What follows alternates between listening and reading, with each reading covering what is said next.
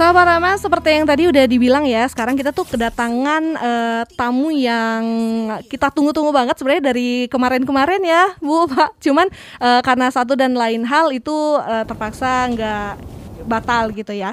Jadi sekarang kita akan kenalan dulu. Dari yang pertama ada Dr. Bella Dona, MKes. Ini sebagai Kepala Divisi Manajemen Bencana PKMK Fakultas Kedokteran KMK UGM. Selamat sore Ibu. Selamat sore. Apa Mbak kabar? Tasya. Iya.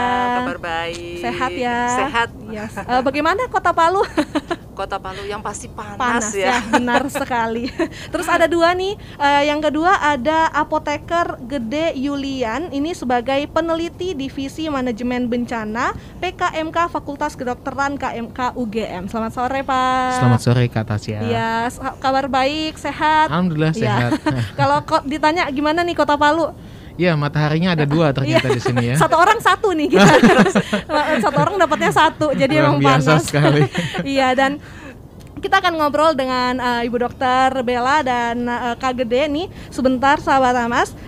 Tema hari ini adalah kesiapsiagaan penanggulangan bencana di tingkat keluarga, Family Disaster Preparedness Planning. Ya, jadi kita kerjasama juga nih barengan dengan Caritas Germany dan PKMK FK KMK UGM dan bersama juga dengan pemerintah Sulawesi Tengah.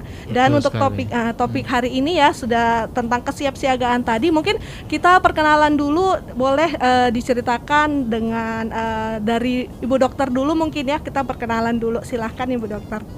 Ya, terima kasih Mbak Tasya.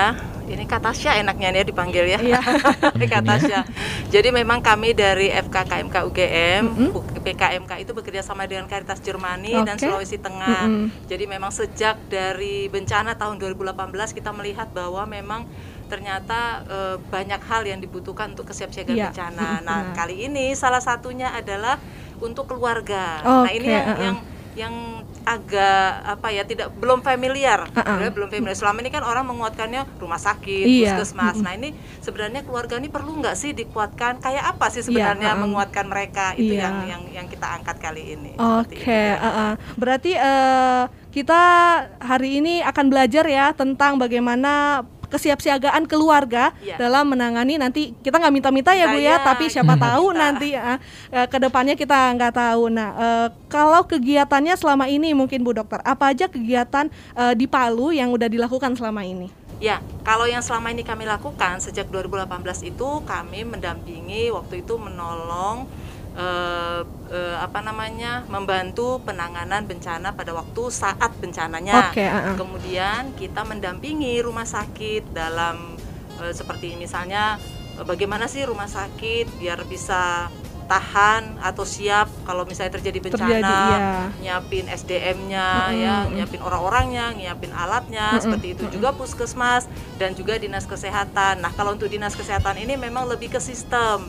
Artinya bagaimana dinas kesehatan ini bisa mengakomodir kebutuhan dari rumah sakit dan juga puskesmas. Nah, selama ini memang lebih banyak sistemnya itu untuk fasilitas pelayanan kesehatan, seperti itu yang sudah kami lakukan. Nah, kemarin juga kami sudah dengan relawan Agasi, dengan masyarakat, kemudian dengan mahasiswa juga kita mengenalkan terkait dengan Family Disaster Plan ini. Jadi wilayah yang dijangkau ini udah kemana aja nih Bu? Kalau tahun 2019 itu kami di Kabupaten Sigi dengan Provinsi Dinas Kesehatan Provinsi Sulawesi Tengah. Kemudian di tahun 2021 ini di Kabupaten Donggala dan juga Kota Palu. Jadi kira-kira setelah dilakukan beberapa kita bilangnya setelah dilakukan pemberitahuan atau diajari cara penanganannya, gimana nih Bu keadaan mereka di sana? Maksudnya apakah sudah jadi lebih baik pengetahuan mereka, jadi lebih nambah dibanding yang dulu, ataukah mereka udah siap banget nih sekarang? Jelas. Jadi pada waktu kita memberikan skenario, jadi kan kita setelah mereka mencoba menuliskan ke dokumennya, artinya nulis nih kalau misalnya ada bencana kita harus begini ditulis, gitu ya, diurut gitu. Nah, ternyata pada waktu kita uji coba, ternyata oh iya ya, dulu kita ketakutan. Sekarang kita harus siap. Nah, dulu kayaknya saya itu enggak langsung menolong. Nah, sekarang ternyata saya harus begini. Jadi mereka itu banyak hal-hal yang akhirnya mereka paham, oh ternyata kemarin itu kita salah.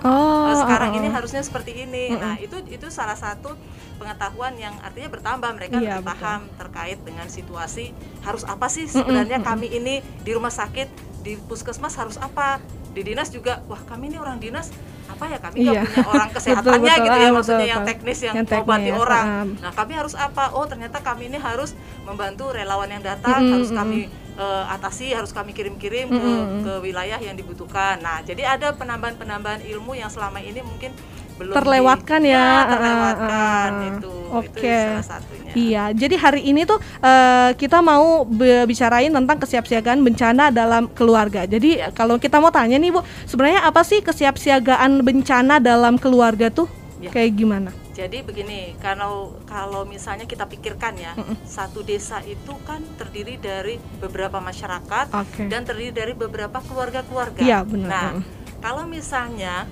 dalam keluarga itu artinya dari satu desa ada 10 misalnya keluarga. Satu keluarga kuat, otomatis kan keluarga yang satu juga kuat, keluarga yang satu. Nah, berarti seluruh masyarakat di desa itu artinya cukup kuat. Sehingga pada waktu terjadi bencana mereka sudah tahu harus mengungsi kemana. Kemudian misalnya anaknya ternyata lagi di sekolah, bapaknya di kantor, harus ada titik kumpul kemana. Nah, itu kan harus ada persiapan-persiapan. Atau mungkin keselamatan di rumah sendiri, kompor yang harus dimatikan, atau mungkin mengunci pintu rumah, atau mungkin surat-surat biasanya surat-surat surat-surat yang selama ini mungkin tersimpan di mana, begitu terjadi bencana langsung pergi aja ngungsi. Padahal itu kan penting ya. Juga. Udah selesai baru bingung ngurusnya lagi. Udah hilang baru kelupaan masih dalam rumah. Dan bener. Itu nggak bisa dipungkiri kejadian waktu 2018 banyak Bu yang kayak gitu. Karena kita selama ini nggak pernah dapat yang ilmu dengan ngasih tahu pertolongan pertama ketika kita gempa ini mau ngapain, atau bahkan sebelum terjadinya harus ngapain apa dulu kita bahkan belum tahu. Mungkin kita ke Kak Gede ya, nggak boleh mengapa keluarga harus siap gitu, kenapa keluarga ini harus siap menanggulangi. Iya, terima kasih Kak Tasya. Memang kalau kita lihat tadi seperti yang sudah diceritakan oleh Bu Dr. Bella ya, kita ngelihatnya dari dinas kesehatan, rumah sakit, kemudian puskesmas, dan jangan lupa juga ini harus kita biasakan dari unit terkecil yang kita miliki. Yang paling kecil masyarakat dan juga keluarga kita. Jangan lupa di rumah kita ada orang tua, kemudian ada istri, anak, om, tante, paman, kakak, semuanya itu harus siap pada saat terjadi bencana, tahu tanggung jawabnya melakukan apa, kemudian gitu ya. resikonya apa sih di rumah kita. Jangan sampai resikonya gempa tapi kita gantung-gantung misalnya kayak barang-barang ya kan, atau lemari banyak bukunya dan potensi jatuh seperti itu. Kayak gitu ya. Jadi emang di rumah tuh harus diperhatiin juga ya kayak apa aja yang ada di rumah yang bisa potensi membahayakan nih kalau misalnya nanti terjadi, oh ini bahaya harus ini, atau ada orang tua. Karena kemarin juga pengalaman waktu 2018 ya kayak mertua saya tuh sampai masuk di bawah kursi karena semuanya lupa gitu kalau mertua kan udah agak susah ya jalannya. Jadi lupa gitu, nanti baru masuk lagi. Nah kayak gitu kita panik duluan dong Kak, karena kita nggak tahu kan. Oh iya baru lupa. Jadi harusnya sebenarnya ada prioritas ya, yang kita prioritaskan dulu kalau terjadi. Misalnya kita kemana dulu nih, ingat dulu apa nih, baru kita jalan. Kayaknya kita sambung lagi sebentar ya. Kita harus makin seru nih ngomonginnya karena kita udah ngalamin. Jadi buat kamu juga nih sahabat Amas yang mungkin kamu punya pertanyaan seputar penanggulangan bencana, siap siaganya kamu atau enggak, kamu bisa langsung via WhatsApp aja di 0819 10 983 atau lewat DM Instagram juga boleh. Kita masih bincang-bincang tentang tema hari ini ya. Temanya hari ini tuh kesiapsiagaan penanggulangan bencana di tingkat keluarga, Family Disaster Preparedness Planning. Dan kita ke Kak Gede lagi nih, Kak Gede ya. Apa sih tugas anggota keluarga dalam program kesiapsiagaan bencana dalam keluarga ini? Iya, terima kasih Kak Tasya. memang dalam yang namanya disaster preparedness planning di tingkat keluarga itu kita harus bisa membagi tugas satu dengan yang lain, misalnya ibu, bapak, anak-anak, kemudian atau mungkin ada orang lain, anggota keluarga lain yang ada di keluarga. Tugasnya apa? Ini tergantung dari istilahnya rapat keluarga ya. Jadi untuk meningkatkan keharmonisan keluarga kan kita suka ada rapat keluarga atau diskusi lah. Kalau rapat tuh kayaknya ini banget ya. Jadi diskusi keluarga, ternyata ada hujan atau ada banyak gempa di Teluk Tomini gitu kan. Apa nih yang kita harus lakukan? Wah, gantungan-gantungan ini kayaknya perlu diamankan deh. Jadi misalnya di bawah, di atas tempat tidur tuh ada gantungan ayat kursi yang besar gitu kan. Nah, jadi hal-hal seperti ini perlu untuk bukan disingkirkan ya, mungkin diamankan. Apakah ditambah pakunya atau dikuatkan pakunya, jangan sampai kalau ada gempa meskipun kecil ya, kadang-kadang kita nggak tahu lagi tidur kejatuhan ayat kursi. Nah, bagus sih, tapi maksudnya ayat kursi ya. Tapi dalam konteks penanggulangan bencana, nah ini mungkin perlu diamankan. Nah, tanggung jawab siapa nih? Oh, ayah misalnya. Kemudian ibu apa? Ibu untuk mematikan kompor atau mematikan listrik dan lain sebagainya, alat rumah tangga. Tapi ini tentu saja nggak tergantung bias gender ya. Semua saya bisa tergantung dari hasil diskusi keluarga. Anaknya apa? Oh, menyimpan nomor kontak telepon 119 misalnya, PSC 119 yang ada di Sulteng. Jadi biar kalau ada apa-apa ambulans cepat datang. Seperti itu membagi tanggung jawabnya. Mungkin ke Ibu Dokter juga nih. Kira-kira kalau kita menanggulangi bencana di rumah, misalnya ya siap siaga di rumah, itu perlu nggak sih kita kayak di pesawat-pesawat, Bu, tolong dulu diri sendiri, baru tolong orang lain. Misalnya ada keluarga di rumah yang luka misalnya, atau kita juga luka, kita gimana tuh, Bu? Kita tolong diri sendiri dulu atau harus orang lain dulu? Ya, jadi berbeda konsep ya, maksudnya. Kalau misalnya terjadi bencana di rumah, itu kan artinya seperti tadi yang disampaikan, ada tanggung jawab masing-masing. Nah, jadi tanggung jawabnya misalnya salah satu contoh tadi kan ada mertuanya yang ternyata jadi lupa nih, padahal dia orang tua, harus ditolong, harus dibantu gitu ya. Nah, itu nanti anak kita kasih tanggung jawab nih. Kamu nanti pokoknya begitu terjadi bencana, tugasmu adalah mendampingi oma misalnya untuk jalan keluar. Nah, artinya kan artinya kita harus berpikir, kita identifikasi bahwa di rumah kita ini ada kelompok rentan. Nah, kelompok rentan ini bayi balita misalnya, kemudian ibu hamil atau orang tua ya yang memang berkebutuhan khusus. Nah, ini yang memang harus segera ditolong duluan. Nah, ini sebenarnya jadi kebutuhan tanggung jawab, kemudian kebutuhan kalau misalnya terjadi bencana harus apa, itu mereka bisa tahu kira-kira seperti itu. Itu kalau misalnya terkait dengan surat-surat nih, misalnya biasanya kan udah kita harus siap siaga, surat-surat ini sebaiknya kita apain nih, Bu? Misalnya kita isikah di satu tempat berbeda kah atau gimana kah? Ya, jadi sebelum terjadi bencana, artinya kita sudah siap dulu dengan yang namanya tas bencana. Nah, model tas bencana ini macam-macam, terserah aja. Jadi artinya tidak ada ketentuan tas bencana ini harus warna oranye misalnya, karena saya kebetulan suka oranye.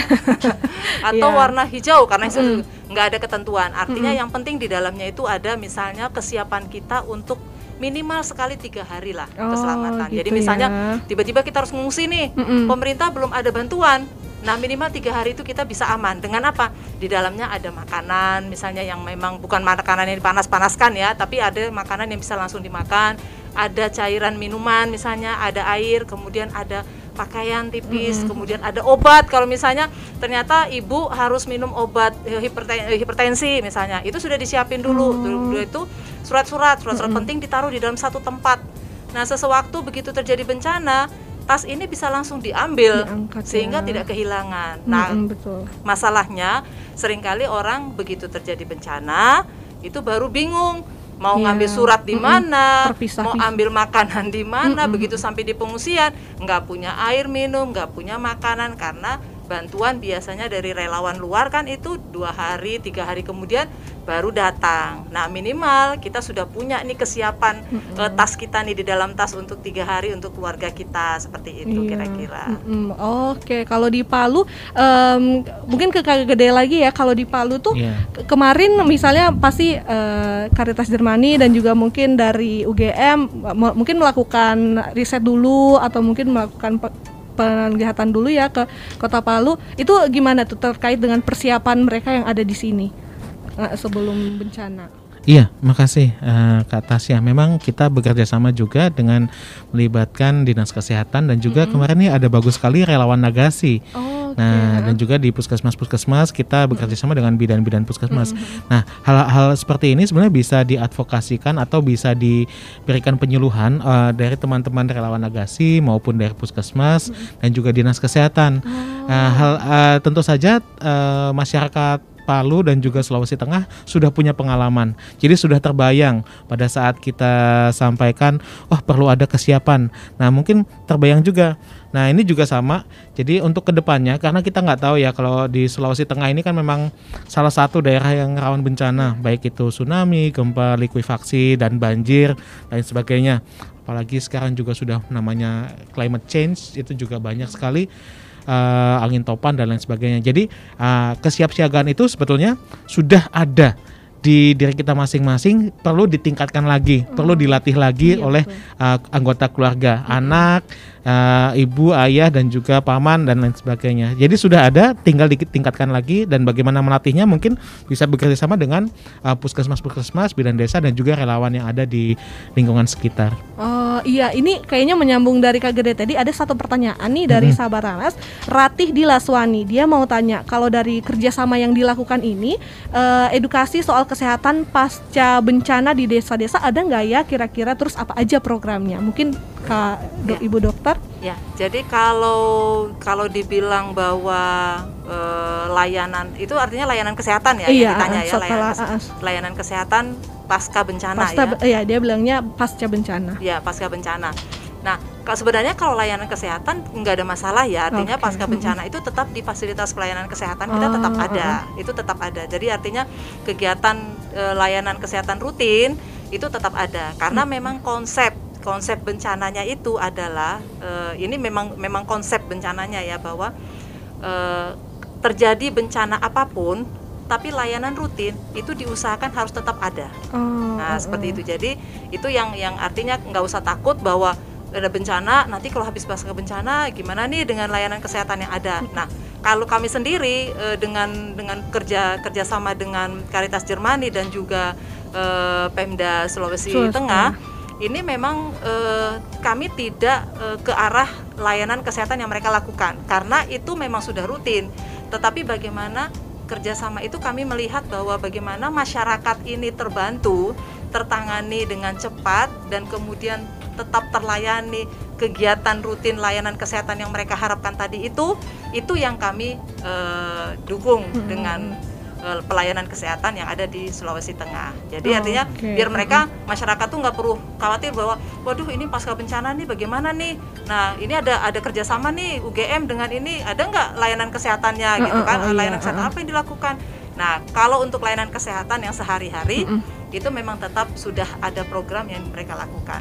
Tapi kami hanya tinggal menguatkan bagaimana kalau terjadi bencana ini masyarakat juga tetap terlayani. Jadi misalnya nih dia perlu obat hipertensi, tapi karena terjadi bencana dia nggak susah mau ke puskesmas. Nah itu kan harusnya dari puskesmasnya itu bagaimana caranya? Apakah kalau orang tua yang nggak bisa ngambil obat, mungkin mereka datang ke rumah ngantarkan obatnya, misalnya seperti itu. Nah hal-hal sistem gitu yang kami juga membantu pelayanan kesehatan. Mungkin ada dari Kak Gede tadi? Mau nambahin sih Bu Dr. Belladonna tadi, betul sekali yang tadi ditanyakan Kak Ratih adalah bagaimana sebenarnya dari UGM ini meningkatkan kapasitas dari puskesmasnya. Jadi kalau misalnya sebelumnya, kalau di 2018 ya ada bencana, kemudian 2 hari atau 3 hari puskesmasnya tutup. Nah ini kita coba kuatkan puskesmasnya, kita berikan pelatihan, kemudian sistemnya tadi sudah disampaikan Bu Dr. Bella di Dinas Kesehatan. agar pelayanan kesehatan ini satu hari bencana langsung saat itu juga puskesmas siap melayani masyarakat. Jadi masyarakat jangan khawatir. Nah, itu yang akan kita coba sudah kita coba lakukan, bagaimana puskesmas itu siap untuk memberikan pelayanan kesehatan ke masyarakat saat bencana. Iya, berarti termasuk mungkin alat-alat yang harus ada misalnya ya, berarti dikasih himbauan mungkin kayak ada nggak sih himbauan misalnya tiap puskesmas desa tuh harus ada ini gitu untuk kesiapsiagaan bencana, ada nggak? Nah, itu dalam bentuk dokumen kesiapsiagaan bencana di puskesmas. Jadi apa saja checklist yang perlu ada di puskesmas, kemudian bagaimana si puskesmas ini kalau misalnya ada bencana tidak boleh pergi semua, harus ada yang tinggal seperti itu. Jadi siap menerima korban maupun menerima keluarga ya korban yang terkena dampak bencana. Seperti itu Bu Bella? Iya, benar. Iya. Oh iya. Iya.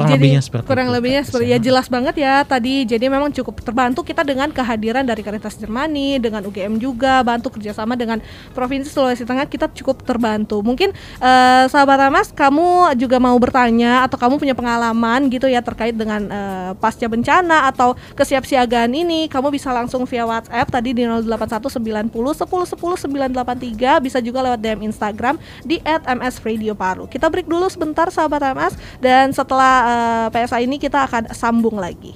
Ih, kotor. Kenapa sih Wati? Sanitizer sini.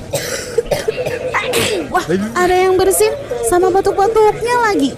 Kan takut Tante. Takut virus corona. Menghindari virus corona bukan hanya dengan sanitizer dan masker, tetapi dengan Germas. Germas adalah gerakan masyarakat hidup sehat. Caranya, makan dengan gizi yang seimbang, rajin olahraga dan istirahat cukup, cuci tangan pakai sabun dan air mengalir, jaga kebersihan lingkungan, tidak merokok, gunakan masker bila batuk dan tutup mulut dengan lengan atas bagian dalam, minum air putih 8 gelas per hari, makan makanan yang dimasak sempurna, tidak melakukan jabat tangan langsung namun menggantikannya dengan salam menangkupkan kedua tangan di depan dada. Bila demam dan sesak nafas, segera ke fasilitas kesehatan. Dan Wati, jangan lupa berdoa ya. Tetap tenang dan memantau informasi resmi dari Dinas Kesehatan. Jangan takut berlebihan dengan virus corona. Jangan sampai justru ketakutan yang berlebihan itu yang membuat kita sakit. Oh gitu ya Tante. Jaga diri dan keluarga Anda dari virus corona dengan Germas. Germas Wati, gerakan masyarakat hidup sehat. 98,3 FM MS Radio. Masih barengan sama Tasya, sahabat Ramas, di kita sekarang lagi Radio Talk barengan sama UGM ya. Dan saya akan bacain lagi nih tema kita hari ini, yaitu kesiapsiagaan penanggulangan bencana di tingkat keluarga, Family Disaster Preparedness Planning. Dan barengan sama Dr. Bella Dona, MKes, yaitu Kepala Divisi Manajemen Bencana PKMK Fakultas Kedokteran KMK UGM. Dan ada juga Apoteker Gede Yulian, peneliti Divisi Manajemen Bencana PKMK Fakultas Kedokteran KMK UGM. Jadi akan ada berkelanjutan juga nanti ya, Ibu Dokter dan Kak Gede, berkelanjutan nanti. Pokoknya kita akan mengedukasi untuk masyarakat mengenai kegiatan peningkatan kapasitas penanggulangan bencana alam dan pandemi di Sulawesi Tengah, kerjasama antara Caritas Germany dan PKMK Fakultas Kedokteran KMK UGM dan bersama pemerintah Sulawesi Tengah. Nah, mungkin kita ke Kak Gede dulu nih, karena ada pertanyaan kayaknya ya dari seorang mahasiswa yang mungkin dia mau rencana bangun kos-kosan, atau mungkin dia lagi tinggal di kos-kosan, kita nggak tahu. Dia bilang, halo Kak, saya mau tanya kalau kesigapan atau kesiapsiagaan penanggulangan untuk kos-kosan itu bagusnya gimana ya Kak? Terima kasih, dari Ridwan di Tondo. Iya, terima kasih Kak Tasya, terima kasih Kak Ridwan juga. Jadi ini bagus sekali ya, punya kesadaran penanggulangan bencana sejak dini, bahkan di kos-kosan. Karena kita tahu sendiri juga di kota-kota besar seperti Palu ini juga ada universitas-universitas dan banyak sekali mahasiswa yang tinggalnya ngekos, jauh dari keluarga, jauh dari pacar, bahkan mungkin jomblo. Nah, jadi di kos-kosan ini sendirian dia kan. Ah, bagaimana? Kemudian di kos-kosan ini mungkin kita bisa bikin pemetaan di kos-kosan itu ada berapa sih orangnya, dan inilah saatnya kita sadar, kenal satu dengan yang lain. Oh, orang ini di kos ini dia kuliahnya di mana, kemudian dia punya faktor resiko apa, ya kan, seperti itu. Oh, jauh dari orang tua, kemudian dia ya punya sakit ini, sakit itu. Nah, mungkin kita bisa saling membantu satu dengan yang lain. Itu satu. Terus yang kedua, kita juga bisa saling membagi resource ya, seperti itu kan. Kalau yang namanya anak perantauan tuh kadang-kadang lebih dekat. Jadi air lebih kental dari darah, seperti itulah kurang lebihnya. Nah, itu karena teman-teman kos. Nah, jadi bersama-sama membuat sebuah rencana penanggulangan bencana di tingkat kos-kos kan. Jadi jangan sampai seperti tadi. Kalau di keluarga itu ada ornamen ayat kursi yang digantung-gantung. Kalau di kos-kosan mungkin ya itu kan banyak buku-buku mahasiswa karena kos-kosannya kecil, sempit. Mohon maaf ya, mungkin ada beberapa juga mahasiswa yang seperti itu. Tidak bisa kosnya agak luas atau lebar kayak anak sultan gitu kan, enggak. Nah, ini mungkin kosnya kecil dan sempit, memanfaatkan segala ruang. Jadi dia bikin rak buku di atas tempat tidur. Terus buku-bukunya banyak, anaknya pintar lagi. Nah, buku-bukunya banyak, hardcover semua. Begitu ada gempa malam-malam dia lagi tidur, tertimbunlah dengan buku-buku itu. Nah, seperti itu juga perlu kita mitigasi. Jadi kita coba bagaimana kalau terjadi gempa atau terjadi bencana yang lain itu tidak menjadi tidak menyakitkan lah, tidak menambah kesakitan lagi. Nah, itu mungkin di tingkat kos-kosan kita bisa lihat, kita survei teman-teman kita juga apa yang perlu kita bantu, apa yang resikonya itu seperti apa, apakah ada retakan di kamarnya atau gimana. Nah, itu nanti akan kita bisa saling bantu untuk menanggulanginya. Seperti itu mungkin kalau di kos-kosan. Iya, kalau kos-kosan. Jadi mungkin ke dokter Bella, kalau di fakultas atau universitas itu kira-kira ada nggak sih yang jadi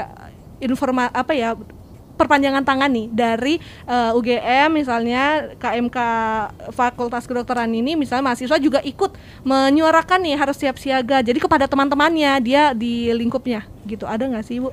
Ya, kalau saya mungkin mencontohkan dari FKUGM ya mungkin ya. Kalau di FKUGM itu kami kebetulan ada yang namanya CFHC. CFHC itu program di Fakultas Kedokteran yang Community Family Healthcare. Jadi artinya bagaimana mahasiswa itu kita terjunkan ke keluarga-keluarga, ke desa-desa, bagaimana mereka menolong keluarga-keluarga yang ada di desa, dari mulai mengenal namanya, tahu penyakit apa aja yang ada di keluarga itu, kemudian apa yang harus mereka lakukan, mereka harus evakuasi misalnya terjadi bencana, mereka harus lari lewat pintu mana, kemudian titik temunya di mana, kemudian kalau misalnya ada yang kelompok rentan tadi yang saya sampaikan itu harus ditolong duluan. Nah, ini kan dari masyarakat mahasiswa itu kita terjunkan ke lapangan untuk mengenal itu dari tahun pertama sampai tahun keempat. Nah kebetulan memang karena kami juga cukup aktif ya terkait manajemen bencana, sehingga memang di setiap tahun keempat itu kami juga biasanya sebelum pandemi itu kami juga membuat pameran. Pameran ini kami buat bukan hanya untuk mahasiswa yang ada di FK UGM saja, tapi juga siapapun boleh datang untuk melihat. Nah, pameran ini bisa bekerja sama dengan LSM ataupun BPBD setempat. Nanti ada kendaraannya, ada peralatan, ada buku, ada poster, macam-macam, sehingga mereka boleh nanya, bisa melihat harus kayak apa. Itu banyak sekali mahasiswa yang datang, dan itu kami lakukan setiap tahun seperti itu. Nah, kemarin ini juga di sini kami juga dengan mahasiswa-mahasiswa yang ada di Universitas Tadulako dan juga Universitas Al-Khairat. Nah, ini juga kami bekerja sama dengan universitas, karena yang kami pikirkan adalah kalau di dinas kesehatan ataupun puskesmas pemerintah itu kan biasanya suka berganti-ganti ya orangnya. Tetapi kalau universitas ini kan lebih sustain, lebih orangnya itu nggak ganti-ganti, gampang gitu ya. Jadi dan juga mahasiswa banyak.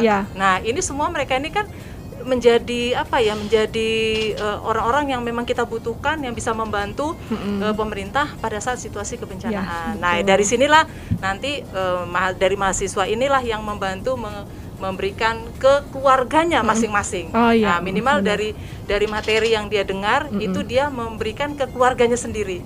Otomatis kalau dia udah memberikan ke keluarganya, kalau mahasiswa kita ada 300, artinya sudah 300 keluarga yang sudah mendengar tentang kesiapsiagaan di keluarga. Nah, kira-kira seperti itu. Iya, jadi cukup membantu sekali Bu ya kalau mahasiswa juga ikut ambil bagian nih. Betul. Dalam pengetahuan kesiapsiagaan. Nah, kita ke Kak Gede lagi nih. Ada pertanyaan lagi nih Kak dari Dian di Kelurahan Besusu. Dia nanya gimana nih sebaiknya pemerintah daerah menangani ketidakcukupan gizi pasca bencana. Biasanya kan bantuan masih OTW gitu ya, belum masih terbatas. Jadi gimana nih Kak? Ya. Terima kasih Kak Dian atas pertanyaannya. Memang kalau masalah gizi ini tidak hanya dari sektor kesehatan saja yang menangani ya. Ada dinas sosial, kemudian ada BPBD dan lain sebagainya. Terutama sekarang adanya peningkatan aktivitas dari TNI Polri juga dalam membantu pemerintah. Nah, ini sangat bagus sekali. Nah, jadi kalau kita di sini di PKMK FKKMK UGM ini salah satu bagiannya yaitu kita memberikan advokasi ke pemerintah daerah untuk terus berkolaborasi. Salah satunya tadi pemenuhan gizi untuk pengungsian misalnya atau korban-korban terdampak bencana, dan bahkan untuk normal pun sekarang balita, batita, ibu hamil, lansia juga perlu dicukupi gizinya. Jadi tidak hanya pada saat bencana saja sebetulnya. Nah, dan ini perlu adanya kolaborasi lintas sektor baik dari kesehatan dan juga yang tadi saya sebutkan dengan dinas sosial dan lain sebagainya. Menurut saya itu yang perlu menjadi perhatian dari Pemda dan sudah kita advokasikan. Hanya tinggal mungkin di tingkat Pemda maupun tingkat puskesmas ya, puskesmas kabupaten kota itu sejauh mana Pemdanya itu bisa berinisiatif dalam berkolaborasi. Nah, ini pentingnya masyarakat untuk mendengar hal-hal seperti ini. Kemudian ada elemen-elemen masyarakat dan mahasiswa mungkin untuk mengingatkan kembali Pemdanya yang sudah kita advokasi ini untuk diimplementasikan di tingkat masyarakat. Jadi masyarakat juga harusnya tahu ya, semua pemerintah juga rajin kolaborasi dan informasi juga ke masyarakat dan ke yang lain-lain yang terhubung dengan itu. Terus ada lagi nih Kak, wah pertanyaan lagi nih.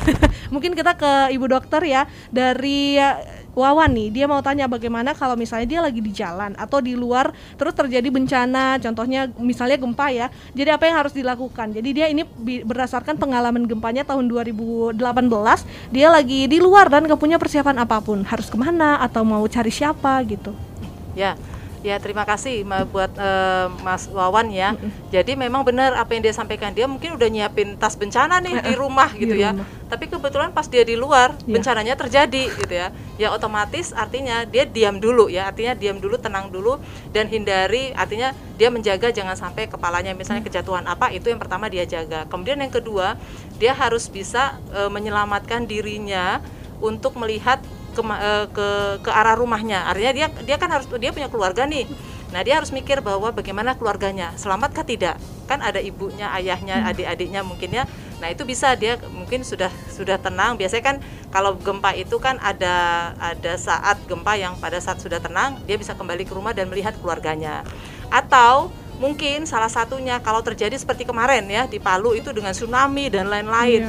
Sampai ke rumah ternyata keluarganya nggak ada di rumah. Nah, ini dia, kalau tadi di awal kita bercerita diskusi ke antar keluarga, itu kita sudah tentukan nih, nanti kalau terjadi bencana, titik kumpul kita adalah misalnya di masjid mana misalnya, atau di rumah mana misalnya agak tinggi misalnya ya. Kita nggak bicara soal kesialan ya, udah dia naik ke bukit ternyata kena likuifaksi ya. Artinya ini adalah skema bahwa dia mencoba menolong dirinya dan keluarganya. Artinya ada rencana keluarga yang kalau nanti terjadi bencana titik kumpulnya di sana. Jadi kalau misalnya dia di luar, ternyata dia harus balik ke rumah, nggak ada keluarganya, tapi dia sudah tahu, oh kami punya titik kumpul, dia langsung ke sana. Nah mungkin dia bisa ketemu dengan keluarganya di sana. Jadi misalnya satu di kantor, satu di mana. Nah orang yang di rumah ini tadi mungkin yang bisa membawa tas bencananya tadi ya, harapannya seperti itu. Oh iya, bagus juga ya. Jadi mungkin siapa tahu ada sahabat Hamas yang dengar hari ini dan mungkin kamu lagi di jalan. Nah nanti sampai di rumah boleh dong langsung kasih tahu ke keluarga. Jadi kan nggak perlu tunggu jadi jadi bagian dari UGM atau Caritas Germany untuk bisa langsung kasih informasi. Jadi semakin cepat informasinya diketahui ya semakin bagus ya. Kita bakalan break lagi nih sahabat Hamas karena mau istirahat minum dulu. Jadi kamu yang dengerin sekarang di 98,3 jangan ganti frekuensi kamu, stay tune aja di MS Radio 98,3 FM MS Radio sahabat Ramas. Dan sekarang hampir masuk di jam 5. Bentar lagi nih waktu kita bincang-bincang, kita cerita-cerita tentang kesiapsiagaan kita menanggulangi bencana ya sahabat Ramas. Masih barengan sama Dr. Bella dan juga Kak Gede nih. Dan kita akan lanjut, tadi sebenarnya Dr. Bella udah singgung ya soal isi tas bencana. Tapi kita pengen tahu lagi isi tas bencana secara lengkap dan jelas nih Ibu Dokter. Jadi apa aja yang harus disiapin? Iya baik, terima kasih Kak Tasya. Jadi kalau kita bicara isi tas bencana, pertama sekali saya mau singgung dulu sedikit gini loh. Kalau misalnya kita pergi bepergian, misalnya pengen liburan atau mau ke pantai, biasanya kita suka kan pasti bawa cemilan, bawa air minum, bawa pakaian.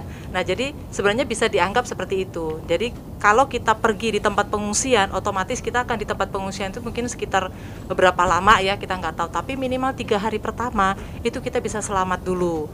Nah jadi artinya isi tas itu ada makanan, ya makanan yang bisa dimakan, kemudian minuman, artinya air putih yang ditaruh di botol plastik, jangan di botol kaca atau karton ya. Minuman-minuman karton itu kan bisa pecah atau botol juga bisa pecah, jadi yang di botol plastik. Kemudian nanti ada obat-obatan khusus atau obat-obatan dasar ya. Misalnya kalau misalnya demam, minimal kan obat dasar di tiap-tiap keluarga kan ada ya. Nah kemudian ada peluit. Nah peluit ini jangan sampai lupa, karena peluit ini kalau misalnya kita tersesat di satu tempat atau di mana dan tidak bisa dicari, peluit ini bisa menjadi penyelamat kita ya, kita bisa bunyikan peluit. Kemudian senter. Nah senter ini harus diisi dengan baterai dan juga ada cadangan baterainya sehingga bisa tetap menyala. Nah, belum lagi surat-surat. Nah nanti dari surat-surat ini yang paling penting ya, surat-surat dari mulai surat mungkin akte nikah atau surat ijazah ya, dokumen-dokumen ya, KTP dan lain-lain itu dimasukkan di dalam situ. Nah ini sangat perlu. Nanti kalau misalnya mau lengkap lagi, misalnya mau pakaian lagi ya, pakaian diisi juga di dalamnya karena misalnya hujan atau bagaimana. Kemudian obat dasar contohnya misalnya seperti betadine atau plester ya, perban, itu juga perlu dimasukkan di dalam tas bencana. Jadi minimal kita hidup ada ganti baju kalau perlu misalnya basah atau bagaimana, kemudian bisa makan dan minum dengan peralatannya, artinya piring, gelas mungkin ya, tapi yang plastik saja supaya gampang, sendok, garpu gitu ya. Kita bisa makan, kemudian kita juga bisa kalau misalnya obat-obatan rutin bisa minum obatnya juga dengan aman, dan surat-surat kita juga aman. Nah kira-kira seperti itu isi tas bencana. Oke, mungkin ke Kak Gede nih, kira-kira kalau isi tas bencana itu dia harus satu apa boleh nih dua Bu Kak? Karena mungkin ada yang punya bayi harus isi pampers lagi, atau mungkin peralatan bayinya, gimana Kak? Iya betul, seperti yang tadi sudah disampaikan Bu Dokter ya, isi tas bencana memang seperti itu. Mungkin dokumennya tidak harus asli atau asli dan fotokopiannya seperti itu. Kemudian baju-baju yang bisa digunakan cepat, kemudian cepat kering juga karena harus mencuci di pengungsian dan lain sebagainya. Makanan, tapi juga perlu diingat makanan ini mungkin kalau setiap 3 bulan sekali atau 6 bulan sekali diganti, jangan sampai berjamur atau bisa mengundang tikus juga bisa kan, atau bolong digigitin tikus karena di dalamnya ada indominya seperti itu. Ya kalau bisa sih ada cadangannya dan lain sebagainya, dan juga hal-hal yang penting itu juga perlu ada, jadi seperti center dan lain sebagainya. Berarti dia isi tas bencana ini bisa berubah nggak sih? Maksudnya Ibu kalau kita mengikuti keadaan keluarga gitu misalnya, jadi bisa aja berubah ya mungkin. Iya, apalagi kalau baru punya bayi gitu kan. Jadi mungkin hari saat ini dia lagi hamil ya, ternyata 3 bulan kemudian sudah melahirkan, otomatis dia harus merubah isi tas ya, ada botol minum untuk susunya, atau mungkin ada, sekarang itu kan praktis ya, banyak orang bawa susu itu sudah ada tempatnya khusus ya. Nah itu bisa dimasukin di dalam, tapi itu harus tetap dicek. Jadi jangan sampai tiba-tiba udah 6 bulan aja ada bencana, ternyata itu udah kadaluarsa semua gitu ya, udah semutan semua. Betul. Harus dicek. Nah artinya ada kebutuhan bayi misalnya dimasukin, atau mungkin misalnya cuaca. Nah kebetulan nih September, November, Oktober, Desember ini biasanya musim hujan. Nah, kita masukinlah di dalam mungkin jas hujan atau misalnya jaket. Tapi nanti di Januari, Februari mungkin sudah musimnya musim panas. Ya udah kita keluarin baju yang tebal-tebal tadi, kita ganti lagi dengan baju yang tipis. Jadi bisa berubah. Bisa berubah ya. Jadi harus rajin diperhatikan. Iya. Benar. Jadi kalau misalnya keluarga udah siap nih, Bu atau Kak Gede mungkin mau jawab. Jadi keluarga udah siap nih. Ada kaitannya nggak sih kesiapsiagaan keluarga ini dengan kesiapsiagaan bencana daerah atau Badan Penanggulangan Bencana atau Dinas Kesehatan, rumah sakit atau puskesmas? Ada, sudah pasti ada. Artinya begini. Kalau misalnya tadi yang sudah saya sampaikan di awal ya, kalau keluarga ini kuat, dia sudah punya kesiapsiagaan, otomatis satu keluarga menjadi 2-3 keluarga dalam satu desa. Nah, kalau dalam satu desa ini siap, otomatis itu kan membantu puskesmas, membantu dinas kesehatan. Dan biasanya kalau BPBD itu punya rencana penanggulangan bencana, itu kan juga mereka lakukan itu juga untuk keselamatan masyarakat. Nah, nanti dari BPBD ini artinya dinas kesehatan, kemudian puskesmas dan rumah sakit di daerah itu juga punya rencana kesiapsiagaan mereka masing-masing untuk fasilitas kesehatan mereka, itu juga untuk keselamatan masyarakat. Sehingga kalau misalnya dari atas ini sudah siap, dari bawah juga sudah siap. Ini sangat mendukung sekali. Ya, jadi bisa ada bukan hanya dari pemerintah saja, tapi masyarakatnya juga siap, dan ini memang terintegrasi. Jadi puskesmas membuat rencana kesiapsiagaan itu untuk apa? Untuk mereka siap menghadapi bencana dan menyelamatkan masyarakat. Gitu. Jadi kalau keluarganya kuat, otomatis semuanya juga menjadi lebih kuat. Mungkin ada tambahan juga dari Kak Gede? Iya, memang seperti itu, harus dilatih setiap hari ya, biar inline gitu ya, jadi sesuai dengan apa pemerintahnya dan juga masyarakatnya punya satu tujuan yang sama, bagaimana pada saat bencana kita bisa bertahan hidup seperti itu kan. Betul. Nah, pemerintah punya rencana, masyarakat juga punya rencana, jadi saling mendukung dan saling melengkapi satu dengan yang lain seperti itu. Saya penasaran nih, mungkin Bu Dokter, apakah ada informasi kepada anak-anak misalnya SD atau mungkin SMP, jadi mereka nggak diberitahu juga nggak sih, misalnya sosialisasi di sekolah-sekolah atau mungkin di mana gitu? Ya, kalau untuk pendidikan kebencanaan itu memang sudah dimulai ya. Jadi di beberapa sekolah itu yang saya ketahui, mereka itu di SD itu kadang-kadang mereka disuruh bikin seperti surat ya, tugas misalnya tugas mereka disuruh menulis terkait dengan bencana gempa misalnya. Jadi otomatis dari situ kan dia belajar tuh bahwa gimana sih gempa itu apa sih ya, seperti itu. Nah, setahu saya ada, tetapi memang kita tidak seperti modelnya seperti misalnya kayak di Jepang ya, memang sudah dari mulai kecil mereka itu diajarkan untuk antri, untuk siap ya, mencuci tangan berderetan misalnya ya. Nah, kita memang kalau saya melihatnya belum semua, tapi itu sudah masuk di setiap sekolah, itu sudah ada masuk saya kok lupa ya namanya. Artinya sudah ada pelajaran untuk kebencanaan, kurikulum bencana itu sudah masuk di tingkat SD, SMP, SMA dan kuliah. Itu memang sudah diwajibkan, harus ada kurikulum terkait bencana untuk sekolah. Terus kalau misalnya penyuluhan kepada masyarakat yang rentan, misalnya kan ada beberapa daerah yang rentan banget nih Bu ya, kira-kira dari hasil dari 2018 nih udah di sini, kira-kira dari hasil penyuluhan kemarin hasilnya gimana tuh Kak? Apakah lebih siap nih sekarang atau mungkin belum ada peningkatan yang signifikan? Kita belum bisa bilang ada ya kalau untuk masyarakat, karena memang. Tapi salah satu contoh ya, misalnya satu contoh aja yang saya bisa katakan itu pada waktu di puskesmas, di salah satu puskesmas yang kami sudah memberikan, artinya kalau misalnya terjadi bencana ini perlu form ini segala macam. Nah, kemudian pada waktu terjadi bencana itu mereka sempat awalnya itu agak bingung, kita harus apa ini ya, tapi terus ingat, oh ya kemarin kita itu pernah diajarin loh, dan kemudian ada form yang dari UGM. Nah, di mana tuh ya? Oh, di bawah meja ada kardus yang isinya itu semua form.